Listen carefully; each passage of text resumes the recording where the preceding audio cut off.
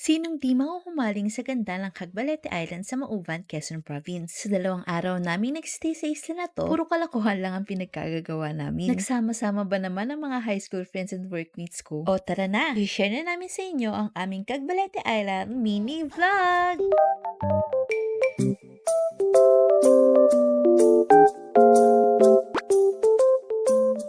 Madaling araw na nang nakarating kami sa Mauban Port, pero maliwanag na din na pinayagan kami sumakay ng bangka papuntang isla. Sa Paradiso Amadeo nga pala kami mag-i-stay. May pa-welcome drinks pa at napakabait din ng owner nila na si Tita Riza. Like yung page nila guys. Malapробit ang setup ng resort na to. May air-conditioned room din sila, pero mas pinili namin yung open para lang ramdam namin ang simoy ng hangin. Pwede din kayong magluto tulad ng ginawa namin, pero may option din kayong magpaluto sa resort para less hassle din. Naka-setup na kami para sa tanghalian. Mga 3 PM na ata kami bago nakakain. Naglakad-lakad lang kami bandang hapon. Tingnan nyo naman, trip na trip nila si John. Hindi talaga mawawala ang kalokohan sa tropa. Todo aura ang mga boys, tignan nyo. Samgyup ang trip namin nung kinagabihan. Natulog kami agad dahil ang aga namin gigising para sa island hopping. Inaantok pa ng mga panahon na yan si Mr. Suabe. Pero tignan nyo naman si Gio, ang agang hyper. Hindi talaga papakabog to pagdating sa picturean. Aurang-aura ang Mr. Suabe nyo. Pero mas di papakabog to sa kahyperan. O sige, liad pa Gio. Ay talagang naglaba pa.